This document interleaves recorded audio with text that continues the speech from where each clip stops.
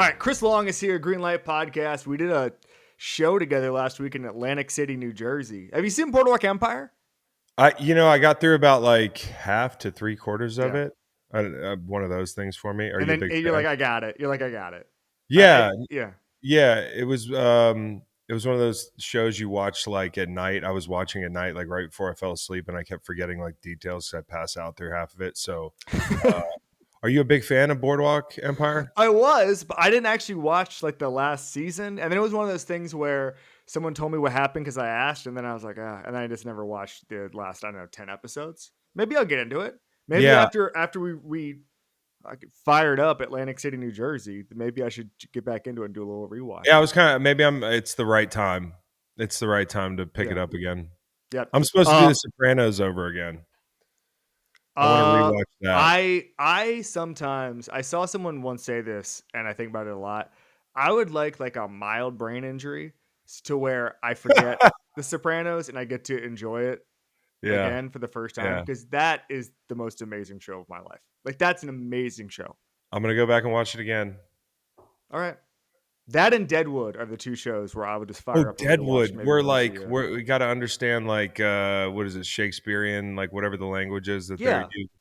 I Iambic don't. pentameter. I don't I, know. I I Yeah. was about to say that too. I mean, I thought it was a good show, and I barely understood anything. So imagine if I. What's there to understand? We're throwing people off of mine shafts to get their gold. Let's That's go. the type of show where you pay attention to what people are doing, not what they're saying. That's a great point.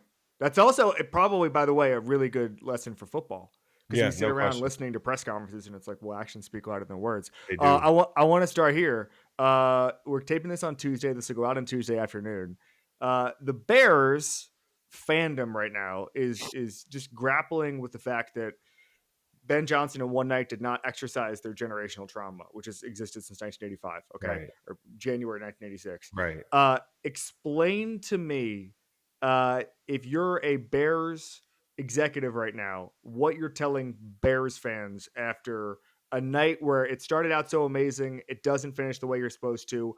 Let's give Ben Johnson time. What are you saying? Did you see the first drive, guys? I would say that. Listen. I believe this about Caleb Williams. I don't know what percentage of the Tyler Dunn article is true. I've only read 20% because I'm still stuck behind the Like paywall. a Boardwalk Empire type deal.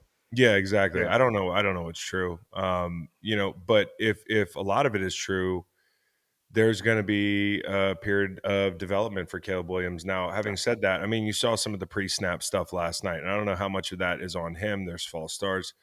There's issues with motion. Um, I thought the script, no surprise, looked fantastic. When you look at having a guy that can get out of as much trouble as he got out of last night, I mean, just artistry in the pocket, understanding space, avoiding rushers. The ball he fired, that was like a piss missile to Yeah. Adunze in the red zone on that. And he's contorting his body like you see why he drew some of the Mahomes comparisons in college. Mm-hmm. For him now, it's going to be playing in structure and like sprinkling those plays in. I think it is going to be a period where Bears fans, because it is so tantalizing, the physical tools, the malpractice that they witnessed last year, objectively malpractice, whether Yep. Caleb was to blame for some of it or not, like look no further than the end of the Thanksgiving game. That stuff's crazy to imagine having to go through that as a rookie. And so I think what's making the Bears fans not only the context of the whole situation and how long it's taken, but how talented he looks. Like they want to see results now. And I would just say this: it does take time, and oftentimes you're starting over with the new regime. So this is like kind of like year one for him. The kid on the other sideline, he's probably a lot less talented, but he's in probably the best place to play quarterback in the Yeah. NFL. Well, you said that last week, Yeah. and I I tend to stole it agree. from Orlovsky. It's like a chain. This is like a chain letter. Yeah, but I tend to agree. I mean, Yeah. like Kevin O'Connell has done more with less at times at the quarterback position. That's not a shot at Sam Darnold. I think No. Sam's a good player. It's more like the Josh Dobbs, the Nick Mullins of the Yeah. world that, every time a random quarterback shows up under center for them, they find a way to be competitive. And you saw the run game. as the game went on. Like, listen, they're down Darisaw and Addison, and they're excited about the offensive line, new contributors, but those guys take a minute as well, and it took getting the run game going. But you see the kid throw a pick six in his hometown, and you're thinking like, this is going to be the worst night. I feel sorry for this kid, Yeah. and he finds a way. And I think when you saw that exchange with Kevin O'Connell on the sideline after he threw that pick six, I was like, just reading body language. I Yeah. want to coach like that, hey, whatever he said, it was kind of like, no big deal. We're going to go back out and get it again. And that's the kind of coach you want. Playing quarterback in the NFL is hard. Yeah. Well, here's why I think Kevin O'Connell, you mentioned maybe the easiest place to play quarterback in the NFL. Here's why I think Kevin O'Connell's so good at it. First of all, he was not a talented player and understands, and he and I have talked about this. He understands the quarterback's journey, which is he believes that quarterbacks are failed by their environment far more than they actually fail. And I think a lot True. of the league, they draft a quarterback in the top 15. He doesn't immediately have it. He doesn't immediately have the work ethic, whatever. And then they just throw up their hands and go, all right, just play the lottery again in 3 years. Here we Yep. go. And then they fire the OC and they panic. And Kevin O'Connell's like, no, we're going to put our entire organizational might behind making this work. And a lot of people say they're going to do that, but they don't actually live by it. Kevin O'Connell, to me, understands the quarterback's journey. That's the phrase he uses better than anybody in football.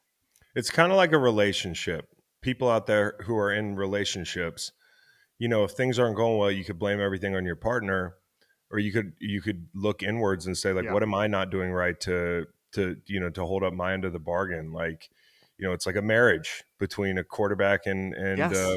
organization, and you could blame it all on the quarterback or your wife or your husband when things don't go right. But if you're being honest, like, are you doing everything you can? Usually in those scenarios, you're not. And so I think like, look no further than people get mad at Anthony Richardson.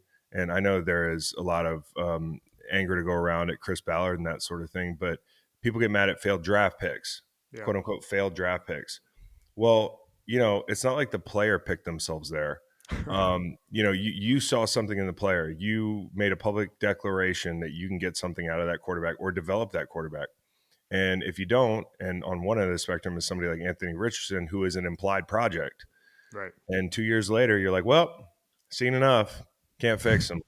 Like, that's an indictment on you, Yep. your decision making, and your lack of ability to develop said player.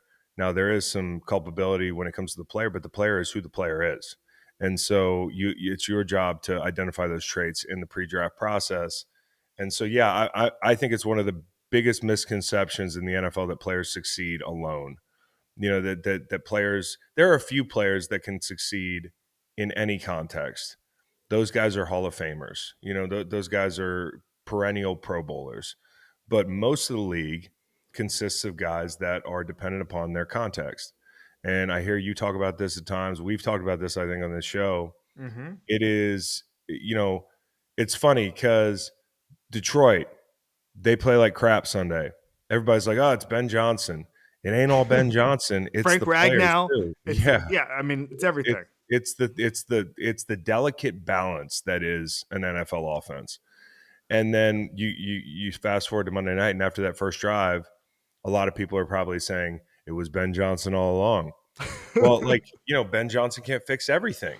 Right. Ben Johnson couldn't bring that offensive line with him from Detroit to Chicago.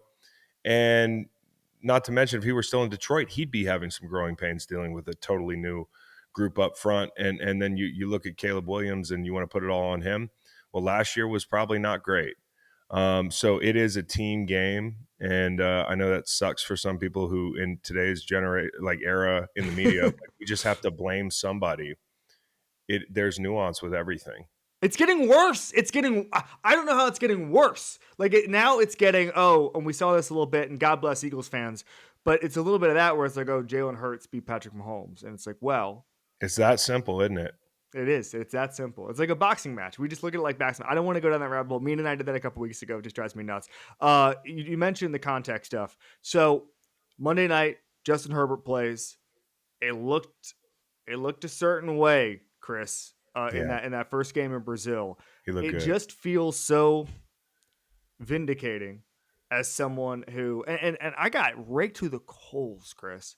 And I didn't even mean it. It's not like, you know how sometimes you just kind of say a take and you're like, this is gonna be fine. And then all of a sudden it's on Reddit and you're just like, what the hell just happened? And so for me, I was on First Take in like June, and they were doing the top 10 quarterbacks. And I just offhandedly said to Orlovsky, I said, hey, if Justin Herbert was on the Bucs, I would pick them to win the Super Bowl. That's all I said. Because Mhm. I think Justin Herbert is one of the best quarterbacks in football, and I think he's better than Baker Mayfield. I think he elevates an offense. I got killed, and it's if man. Oh, it's more hypotheticals. Oh, this guy's undefeated in hypothetical situations, and then you start to see it with Jim Harbaugh and a team that's not even there yet. They're not even there yet, but we started Right. to see it. Give me your thoughts on talk about the quarterback's journey, Justin Herbert. I think Justin Herbert is kind of a victim and a benefactor of his pre-draft reputation, where there's certain people that they're like trait people who if the guy's got traits, Mm-hmm. traditional quarterback traits, people jump all over it. And then there's some people who they're tired of hearing about the guy. Like I can't. Oh, he's big. He's tall. He throws the ball far. They kind of it's a reductive Yeah, rejection 100%. of the traits, and he's more than traits. I think he. I don't know if I would say he has more upside than Baker Mayfield, but I don't think it's crazy to say that you would take him over Baker. I Right. personally, at this juncture, I'm a big Baker fan. I Yeah. actually think the Bucks can go to the Super Bowl with Baker Mayfield, but Yeah. like I wouldn't get if we were on Get Up or something, I wouldn't jump down your throat about it. Like I think Justin Herbert, it's clear to see he's got top 10 ability in his body, and at times has played like that guy. Last year he was wildly efficient in a Greg Roman offense that doesn't even feature the passing game the way that it ideally would. He doesn't have all the weapons around him. Joshua Palmer, he heads to Buffalo this year. You had a couple rookies, you got Lab McConkey, but it's not like you're looking at that group of receivers outside and the tight ends and saying, "Wow, he's got a lot to work with." They added running backs. And what I loved about what they did the other night though was they let the pass set up the run. Mm-hmm. As much as the number one thing coming out of that Kansas City series last year, and I took a close look at the second game, and it's just those backers scream downhill, and Mm-hmm. we're not going to let Harbaugh's group, Roman's group, run the football on us. We're going to make Justin beat us. And this year, I felt like in that matchup, and they waited all summer, you could tell to beat the Chiefs. And hats off to them because they looked really good. They set up the run with the pass. They came out and they led with play action. And you should set up the run with the pass in certain games because you have that guy under center. I think he's a really good player. And he's somebody I'm rooting for. Like at the end of last year, as somebody who's defended Justin Herbert for years, I had to defend him through the Tua versus Herbert nonsense, which I think is finally coming to a close this week. It I has hope come to a close. It has come to a I close. think It's it's over. over. It's over. Okay. Justin Herbert is really toolsy. There's nothing about him that says he can't lead. There's nothing negative that I hear any of his teammates talking about him. And he hasn't been in ideal situations. People want to see results. I get it. And after that playoff game, I said it's hard for me to defend the results after this Houston game, but I do think he's going to take the next step at some point. And we're all going to say, "Wow." I completely agree. Hey, you mentioned Tampa Bay. They're also playing on Monday night against Houston. So the games are Houston against Tampa Bay in Houston, and then the Chargers at Vegas. Explain to me the pathway. You mentioned Baker Mayfield going to Super Bowl in Tampa Bay. What's the pathway there? The roster seems stacked once Tristan Wirfs comes back. The Yeah, defense is physical. To me, the biggest thing with Jason Light, the GM, is taking a Buka. Like, it's the old Billy Bean line. If you have to do something, you're screwed, right? yeah. And with Tampa, nobody was like, we got it. We got to get help for the receiver room. They were like, no, we're gonna take a stud, and then we're gonna figure it out. Like they really do seem to live by best player available. I think you're right, and Jason Light's done a great job. They're a real program. We talk about that all the time. There's not too many teams that are as programmatic as the Bucks. They have a way of doing things, and it's worked from a talent evaluation standpoint. It's worked. You talk about the offense. If nothing changes offensively, they're one of the scariest groups in the league. They have to stay healthy, but they go out and get Ibuka. Wirfs is out right now. I thought the offensive line, like moving Graham Barton, who's a Martin, yeah. really good center, to left tackle. Like tackle. they kept that in their back pocket all camp. They had that lineup. Like we'll put Michael Jordan at guard and Bredesen at center. Like nobody had that Yeah, on the bingo card. Baker's nobody. been through It didn't 12 leak. By the way, reporters are at camp and it didn't leak. because Jason Light said it on the they're pregame tiny radio show. because they're tiny market, man, because nobody pays attention to the Bucks. And that's why I think, like fundamentally people undervalue them. I think when you look at the, Baker Mayfield's career, he's had so many offensive coordinators. That's why I think he's a little bit recession proof on that. That was my biggest concern, was like the offensive coordinator. The thing I'm excited about with that group is the defense retooled. Yeah. Last year, I think a lot of people had them wrong because, as we said, smaller market, people only pay attention. Look, the Atlanta kicked their ass twice. They laid an egg in the playoffs. They were never healthy. They had injuries at wide receiver, obviously, but they also Winfield, who's like the quarterback of their defense, missed a lot of the year and wasn't himself. And then Servassier Dennis, who nobody really knows, misses a lot of time. They go out this offseason. They snag 2-man corners in the draft. Morrison didn't even play the other night. Parrish made some plays in the slot, kid from K-State. And I think that's the thing. Like they made little subtle moves to improve their defense. Like Hassan Reddick, who had a big sack in the red zone. It's a 4-point play the other day. Like the two guys inside, Vita Vea, Cansey, that's as good a group as almost anybody inside as far as the two deep. And then Yaya Diaby's super underrated. So like I could go through the whole secondary and talk about how they've improved from last year. I could go through the linebacking core. They've made little tinkering adjustments, and they have depth now. So like I think that they got caught. They were victims of injuries last year and just the perception of they're a ways away. I think last year they were there and they got hurt. Yeah. Those guys are coming back healthy and they retooled. I think they're very good. I agree with you. You And they said play something. Philly tough. They play Philly tough, which is to me like, hey, I'm a Philly fan and everything, but like they've owned Philly. I completely agree with you. They have the capability. There's so many teams at the top of the NFL right now who have the capability to win the Super Bowl, and I don't think we give enough shine to anybody outside the top four. Who are the top four? Chiefs, Bills, Ravens, Eagles. In reality, you think those are the I think those are the four teams that we consider Super Bowl contenders, and I think the net is much wider than we think. Yeah, I think after watching week one, people should be paying a lot more. I mean, they are paying attention to the Packers because of the Micah trade. I picked them to make the Super Bowl, but I think because of last year, we talked about it, but like last year, Jordan Love couldn't use his legs. The receivers were dropping all the passes. Like it was, no one gets that Jordan Love was hurt from Brazil on last year, and that changed the entire franchise. So nobody gets that. That's one of the biggest things people don't get in the NFL is that, injuries, we know it. We track them because we gamble. We want to look at the injury report. Like we want to know what's going on. But like there are guys who are hurt who aren't even on the injury report. Yeah. And when you're hurt, like it even when you're back, you've returned to play.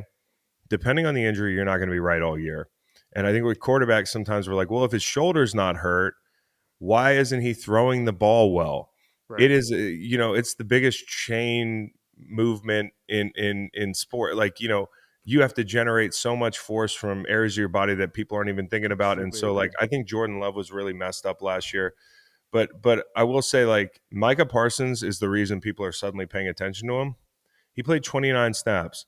The snaps he wasn't on the field, that team got a lot better. Yeah. They got a lot better. They got better up front.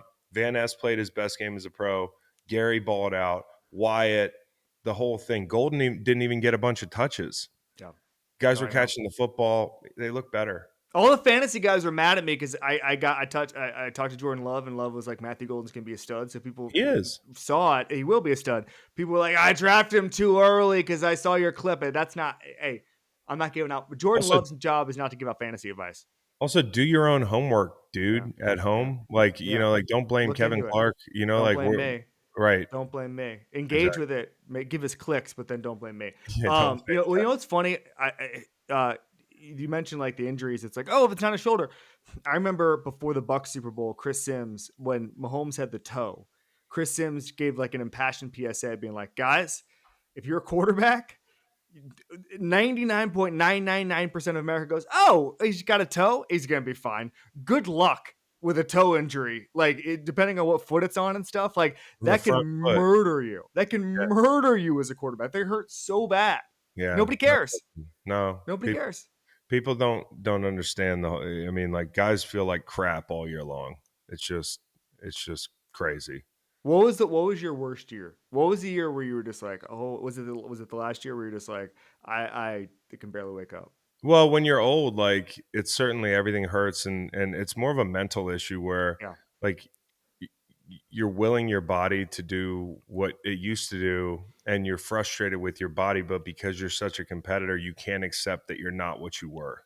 right. And that drives you nuts, because my dad used to tell me this, like, hey, there are two elevators in your career. Your physical abilities start up here, your mental, and then, your prime is here. And then you get real smart at the end of your career, but you're not who you were physically. And so I knew that at the end of my career, but like, I had years where, I mean, shoot, my whole career changed because I tried to play hurt 2 years in a row, and it totally changed the course of my career. Like, ended up for the better on good teams, but got me cut. And had a high ankle one year, shot it up every week. It was a contract year, so I had to go get the bag. Had my best year, but my ankle was never the same. And as a rusher, the way you turn the corner, I always talk about ankle flexion, like I'm an ankle Yeah, flexion snob. It was never the same for me. So, there are little nuanced things that are going on with your favorite players that you just have no idea. And you might wake up one day and say, that guy can't really like bend the edge anymore. What happened? yeah. And it was something as small as, a thing that just popped up on the injury report for a month, but he had to shoot up and play through. It's interesting to me. That's like the game within the game. And that's why, that information is so protected. But I think people don't realize the macro effect it has on athletes' careers, even playing through one injury. Wow.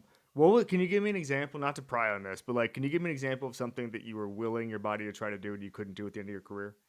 For Like sure. a Like, move, yeah, yeah, like rusty edge. I mean, like, yeah, sometimes it was, when I was young, I had a great get off. I had like a great 10-yard split. Like, I had a 10-yard split of somebody that you'd be like, that wasn't Chris Long. Like, no, I did. I had a good 10-yard split, like one of the best. And, early in my career, I could get off the ball and set a lot of things up based off of speed.